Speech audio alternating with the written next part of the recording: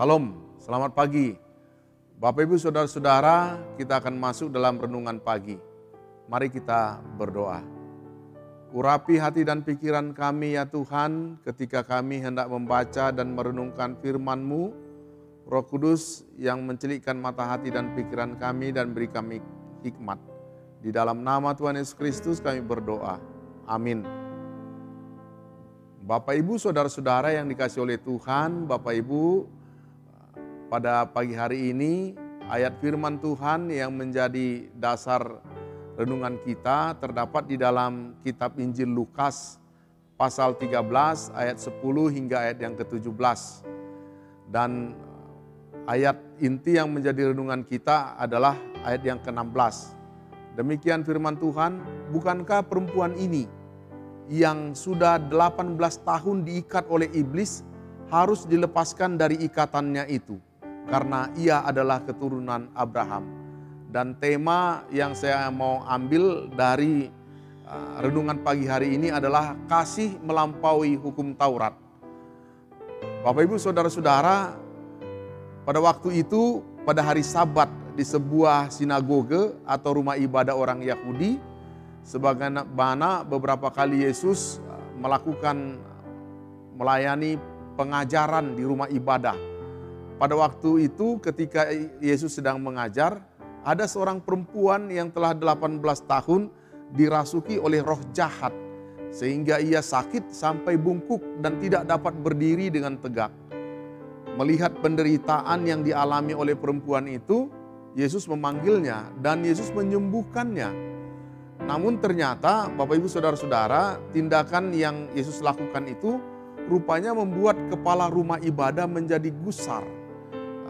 Dia sangat gusar, dan bahasa teks ahli kata gusar itu pada ayat 14a itu adalah aganakton.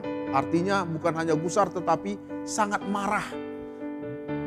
Kepala rumah ibadah itu menjadi sangat marah. Pertanyaan kita adalah, mengapa kepala sinagog itu menjadi sangat marah?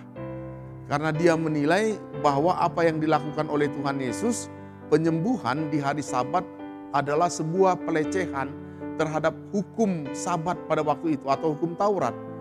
Dan hal ini bisa dimengerti karena Yesus telah menyembuhkan orang pada hari Sabat.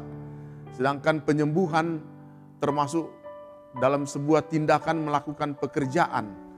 Melakukan pekerjaan pada hari Sabat adalah sebuah pelanggaran terhadap hari Sabat. Kepala rumah ibadah itu berkata kepada orang-orang yang hadir di situ, meskipun maksudnya bahwa ia berbicara menunjuk kepada Yesus. Dia mengkritik apa yang telah dilakukan oleh Yesus dan itu dianggap sebagai sebuah pelanggaran terhadap hari Sabat. Namun Yesus menjawab keberatan yang disampaikan kepala rumah ibadat itu dengan berangkat apa yang mereka lakukan sendiri. Yesus mengatakan para rabi justru melepaskan binatang mereka pada hari Sabat. Dan tindakan itu juga dianggap sebagai tindakan yang legal, tidak melawan hukum, apalagi melepaskan hewan pemeliharaan mereka untuk diberi minum. Jika mereka melepaskan hewan mereka pada hari Sabat saja dianggap sah, legal, mengapa tindakan yang Yesus lakukan dengan melepaskan roh jahat dari perempuan yang sudah diikat roh jahat itu dianggap sebuah pelanggaran? Jawaban tersebutlah yang membuat lawannya atau kepala rumah ibadat itu menjadi malu, dan semua orang bersuka cita karena tindakan yang mulia yang dilakukan oleh Tuhan Yesus terhadap penyembuhan itu pada ayat yang ke-17. Bapak Ibu Saudara-saudara, apa yang menjadi renungan kepada kita, kalau tindakan ibadah yang hanya berpusat pada ritual, tindakan ibadah yang hanya berpusat pada regulasi-regulasi atau hukum-hukum dan dilakukan secara kaku, itu adalah ibadah yang tidak berkenan kepada Tuhan.